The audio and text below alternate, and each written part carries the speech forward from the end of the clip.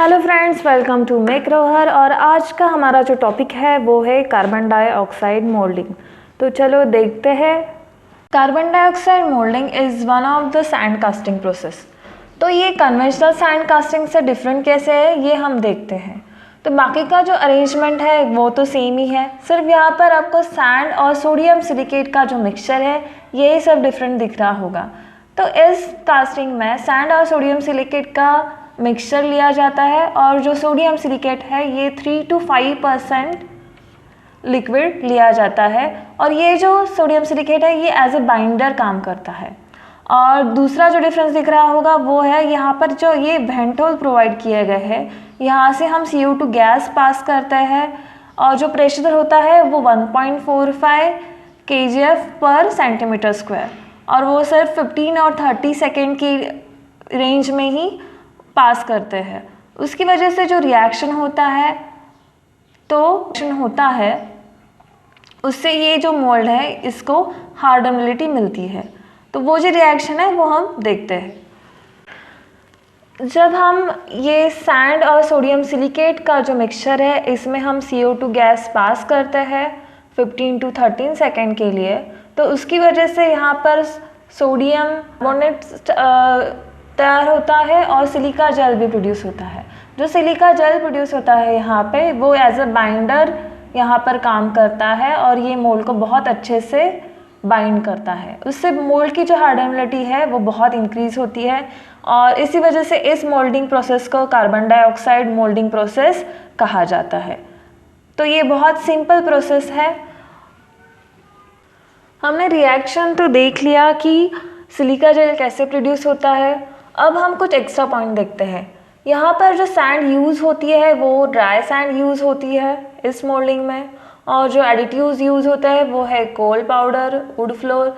इन additives की वजह से जो मोल्ड है उसको स्टेबिलिटी मिलती है, तो कोल और वुड फ्लोर सैंड में मिक्स किए जाते हैं। और जो कार्बन डाइऑक्साइड की जो क्वांटिटी है वो 1 kg सोडियम सिलिकेट के लिए 0.5 to 0.75 kg CO2 यूज़ किया जाता है। और जो पैटर्न हम यहाँ पर यूज़ करते हैं वो मोस्टली वुड का या मेटल का पैटर्न यूज़ किया जाता है। ये हो गए कुछ एक्स्ट्रा पॉइंट्स। और जो हमारा ग्रीन सैटिन कास्टिंग प्रोसेस जो है ये इससे ज़्यादा इकोनॉमिकल प्रोसेस है। Now will see advantages of carbon dioxide moulding. Carbon dioxide moulding is low raw material cost process, क्योंकि हम यहाँ पर सिर्फ कार्बन डाइऑक्साइड और सोडियम सिलिकेट यही एक्स्ट्रा यूज़ कर रहे हैं। प्रोडक्शन रेट इज़ फास्ट, और जो सेमी स्किल्ड वर्कर्स है ये भी ये प्रोसेस इजीली कर सकते हैं। और जो डायमेंशनल एक्यूरेसी मिलती है हमें इस मोल्डिंग प्रोसेस में वो बहुत ज़्यादा होती है कन्वेंशनल मोल्डिंग से। तो ये हो गए इसके advantages. Now will say disadvantages of carbon dioxide moulding. तो फर्स्ट जो डिसएडवांटेज है वो ये है कि हम जो सैंड यूज़ करते हैं वो हम रिक्लेम नहीं कर सकते, क्योंकि वो बाइंड हो जाती है सिलिका जेल की वजह से। तो जो हम सैंड यूज़ करते हैं ये डिफ़िकल्ट टू रिक्लेम हो जाती है।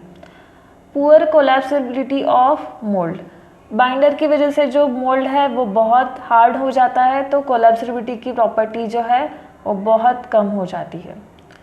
और इसकी वजह से हमें जो मोल्ड है वो 24 आवर्स के पहले ही निकालना पड़ता है, नहीं तो उसके बाद वो बहुत ज़्यादा हार्ड हो जाता है।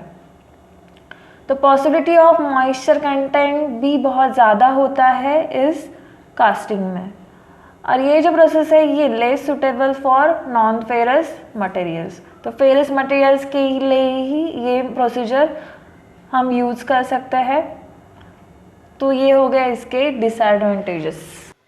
एडवांटेज से डिसएडवांटेजेस तो हो गए, उसके बाद हम देखते हैं कि ये जो कार्बन डाइऑक्साइड मोल्डिंग है ये हम कहाँ कहाँ पे यूज़ करते हैं। तो देखते हैं applications. We use carbon dioxide moulding for larger core preparations, means जो भी हेवी कोर्स होते हैं उसके प्रिपरेशन के लिए हम कार्बन डाइऑक्साइड मोल्डिंग यूज़ करते हैं। जो हैवी और थिक वॉल कास्टिंग होती है उसके लिए ये यूज़ करते हैं। Moulds and course of different sizes के लिए ये कार्बन डाइऑक्साइड मोल्डिंग यूज़ होता है। मतलब जो भी बड़े कास्टिंग हमें प्रिपेयर करने होते हैं उसके लिए ये प्रोसीजर बहुत इकोनॉमिकल भी है और फास्ट भी है।